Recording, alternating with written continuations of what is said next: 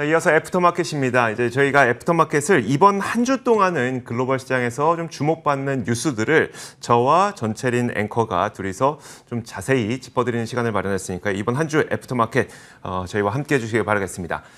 자, 전채린께서 함께 하도록 하겠고요. 첫 번째 키워드 한번 보겠습니다. 첫 번째 키워드는 바로 이겁니다. 자, 본격 쇼핑 각. 아무래도 요즘에 좀 쇼핑 많이 하고 있는 것 같은데 그렇죠. 전체적인 것도 좀 많이 하죠. 요즘에. 저도 많이 하고 있습니다. 자, 실제로 미국에서도 많은 분들이 이제 그 저축을 안 하고 쇼핑을 하면서 소비를 하기 시작했다는 그런 소식입니다. 미국의 지난 6월 미국 개인 소비 지출 PCE 지표가 발표됐는데 한마디로 정리를 해보면 소비는 늘고 저축은 줄었다고 요약이 되는 지표입니다. 덕분에 이날 그 의류주들은 동반 상승하는 모습이 나타나기도 했었는데요. 일단 지표부터 확인해 보도록 하겠습니다. 자, 지난 6월 미국의 개인 소비 지출이 1% 늘어났습니다. 반면에 저축은 9.4% 줄어들었고요. 그만큼 본격적으로 미국인들은 저축을 하기보다는 이제 돈을 쓰기 시작했다는 점이 확인이 된 거고요. 이번 지표는 지난 6월 변이 바이러스에 대한 우려가 크지 않았던 시점의 지표이긴 하지만 백신 접종이 확산되고 또 코로나로 억눌렸던 보복 심리가 분출된 것으로 나타나고 있습니다. 특히 이제 여행 관련 서비스 이 분야로의 수요가 강했고요. 자, 이 지표를 보고 무디스 애널리틱스에서는 견조하고 강력한 전반적인 소비 트렌드가 내년까지 이어질 것이다. 이런 전망을 내놓고 있습니다. 자, 그러면서 바이러스 재확산 때문에 하방 리스크가 없는 건 아니지만 작년 4월부터 시작됐던 이 막대한 저축량 덕분에 강력한 소비 트렌드는 이어질 것이라고 설명을 했고요. 덕분에 이날 의류 소비 관련주들이 대체로 상승했는데 우리에게 랄프 로렌이라는 브랜드로 유명한 랄프 로렌은 이날 3% 올랐고요. 캘빈 클라인과 또 타미 힐피거 브랜드로 유명한 PVH가 이날 약 1.1% 올랐습니다. 이 외에도 캐주얼 브랜드인 갭과 또 스포츠 브랜드인 언더아머도 함께 상승으로 마감을 했고요. 나이키도 당연히 상승했습니다. 자, 이런 의류주들은 사실 불과 열흘 전 한 7월 20일경이었었나요? 19일경이었었나요? 그 전까지만 하더라도 변이 바이러스에 대한 우려감 때문에 주가가 한 차례 출렁거렸었거든요. 하지만 차근차근 경제 재개가 진행되고 있고 또 저축보다는 이제 소비가 더 활성화되고 있는 트렌드를 살펴보자면 아직도 의류 관련주에 대한 지속적인 관심은 보이는 것도 나쁘지 않을 것으로 보입니다. 자, 이렇게 첫 번째 소식 전해드렸고요. 자, 이어서 두 번째 키워드 확인하도록 하겠습니다. 두 번째 키워드는 바로 이겁니다. 네, 두 번째 키워드는 제가 준비했습니다. IPO 일시 중단이라고 준비를 했는데 당연히 미국장에서의 IPO가 전면적으로 일시 중단됐다는 이야기는 아니고요. 금요일장에서 이 소식이 좀 주목을 많이 받았습니다. 현지 시간 30일이 되겠는데요. 이 SEC가 중국의 IPO를 일시 중단하겠다는 입장을 밝혔습니다. 게리 겐슬러 SEC 위원장은 이날 성명을 통해서 이 중국 기업들이 기업 공개를 하면서 기업의 잠재적 위험을 투자자에게 공개하도록 요구하는 미국의 규칙을 무시하고 있다라는 입장을 공개했고요. 그러면서 향후 중국의 기업들이 기업의 지배구조를 완전히 공개하지 않는 한 미국 증시로의 IPO를 허용하지 않겠다는 입장을 공개했습니다. 이 같은 성명이 이날 나온 이유에 대해서는 최근 중국 당국의 규제 압박이 강화된 데 따른 조치로 현재 풀이되고 있습니다. 이 중국 당국은 최근 디디 추싱이라고 하는 이 중국 최대의 차량 공유업체에 해당하는데요. 디디 추싱에 대한 각종 제재를 여러분도 알다시피 굉장히 많이 내놓고 있습니다. 이는 디디 추싱이 IPO를 치를 당시에 이 중국 당국의 반대 속에서도 IPO를 강행했기 때문으로 풀이되고 있는데요. 최근 이 같은 규제 압박으로 인해서 미증시에 상장된 중국 기업들의 주가는 연초 대비 22%나 크게 떨어져 있는 상황입니다.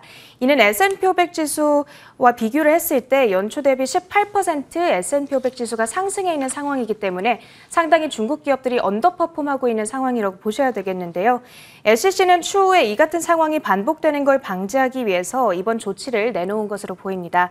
특히나 앨리슨 리 SEC 위원은 미국 증권거래소에 상장된 중국 기업은 중국 정부가 비즈니스에 간섭할 수 있겠다는 위험성을 정기적으로 투자자에게 투명하게 공개해야 한다는 입장을 강경하게 내놓기도 했습니다.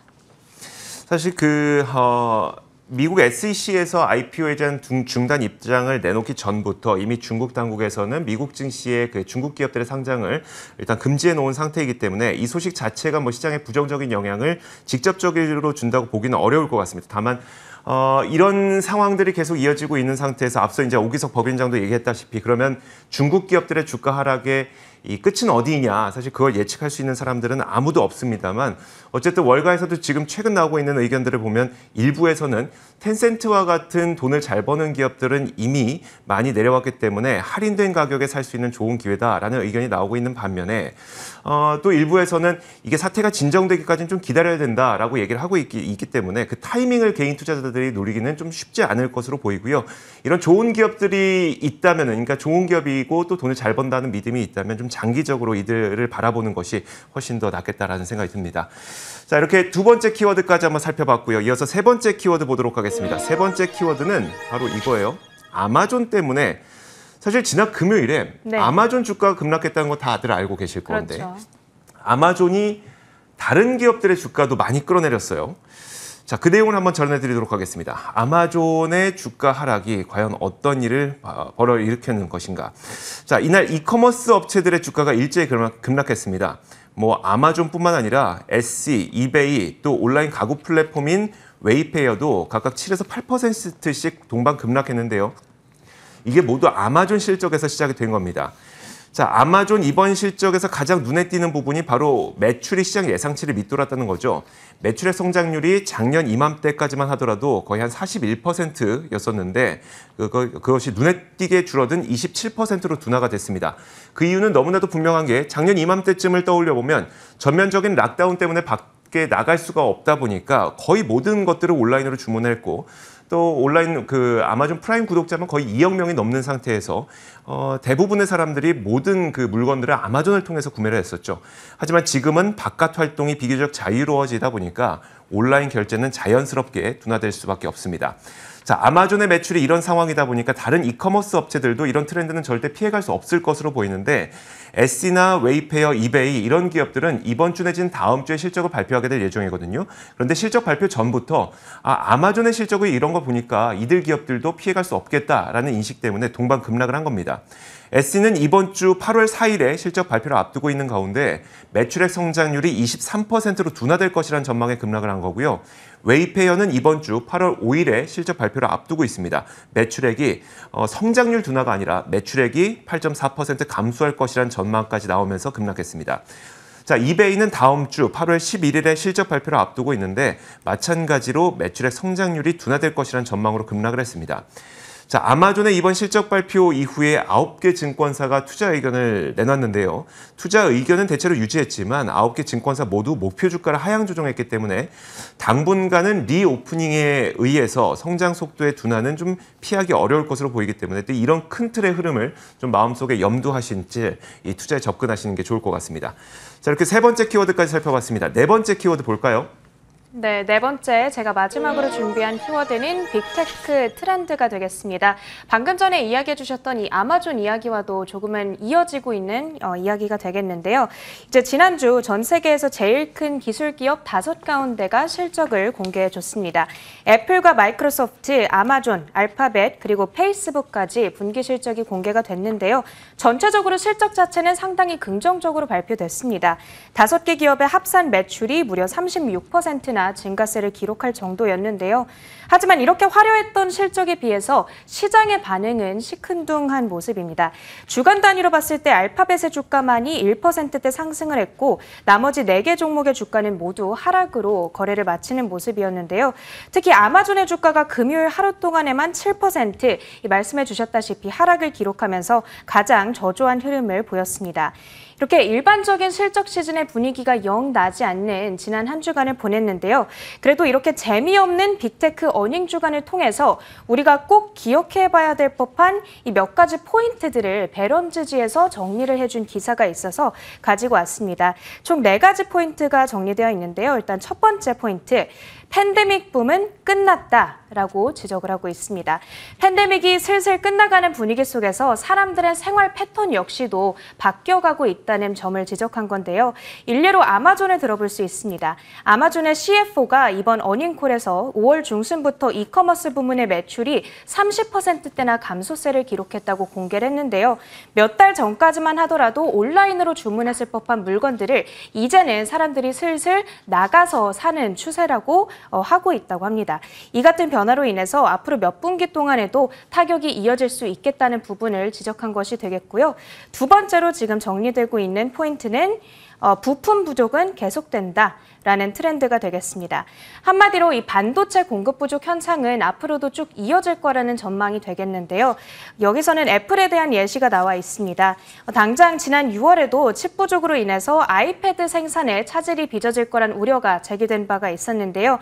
앞으로도 계속해서 이 상황이 지속된다면 이번 9월에 출시될 아이폰 13의 공급이 수요를 만나지 못할 거라는 우려가 현재 큰 상황이라고 하고요. 이 부분 역시도 투자자들께서는 계속해서 주시해야 되겠다는 조언이 되겠습니다. 세 번째 트렌드는 온라인 광고 시장은 계속해서 뜨겁다라는 트렌드가 되겠습니다. 조금은 긍정적인 내용으로 이제 여기서부터는 바뀌는데요. 알파벳의 광고 사업 부문이 68%의 어마어마한 상장성을 보였습니다. 특히나 그 안에서도 이 유튜브 광고 부문이 80%대나 뛰어오르는 긍정적인 모습을 보여줬고요. 또 페이스북의 광고 사업 부문도 이번에 56% 성장을 보이면서 상당히 견조한 상승세를 증명해냈습니다. 광고 부문이 이렇게 강할 수 있었던 데에는 경기 리오프닝 관련 섹터가 한 몫을 크게 했다고 지금 풀이가 되고 있는데요. 알파벳에 따르면 현재 여행이나 미디어, 엔터테인먼트 관련된 광고가 많이 들어오고 있다고 합니다. 그리고 이런 섹터들이 이번 광고 매출 상승에 가장 크게 기여를 했다고 분석이 되고 있습니다. 또 마지막으로 기사에서 내리고 있는 분석은 바로 클라우드 도입은 늘어났다라고 하는 트렌드가 되겠습니다. 아마존만 보더라도 AWS 클라우드 유닛이 37%의 성장세를 기록하면서 이번에 굉장히 견조하게 나타났는데요. 그만큼 디지털 전환 트렌드가 이 기업 실적에 실질적으로 드러나고 있다는 부분이 이번 2분기 어닝 시즌에서 증명이 됐다는 내용이 되겠습니다. 그 밖에도 마이크로소프트의 애주어, 또 알파벳의 구글 클라우드 등 모두 매출이 큰 폭으로 크게 뛰어오르는 모습을 나타냈습니다. 이렇게 이번 우리가 팬마그라고도 부르고요. 또 마이크로소프트를 비롯해서 팡주들의 어닝 시즌을 통해서 포착할 수 있었던 4가지 큰 트렌드를 한번 정리해봤습니다. 네, 자 배런즈에서 얘기했던 것처럼 팬데믹 붐은 끝났다. 그리고 클라우드 도입은 늘어난다. 이런 그 트렌드들이 사실 요즘에 시장 분위기를 보다 보면은 변이 바이러스에 대한 우려감이 시장을 굉장히 많이 짓누르고 있는 것으로 보이긴 하지만 베런스 분석대로 팬데믹 붐이 끝났다는 것은 오히려 경기 민감주들이라든지 아니면 소비주 이런 것들에 대한 기대감이 있다는 것이고 클라우드 도입이 늘어난다는 것은 결국은 클라우드는 기업들이 사용을 하는 거기 때문에 리오프닝으로 기업들의 활동이 활발해진다는 것을 의미하기 때문에 변이 바이러스에 대한 우려감보다는 경기 재개에 대한 그 기대감이 시장에는 더 크게 펼쳐지고 있다는 점을 좀 볼 수가 있는 것 같습니다. 자, 이렇게 저희가 지난 금요일에 좀 주목받았었던 여러 가지 헤드라인들 살펴봤습니다. 애프터마켓이었습니다.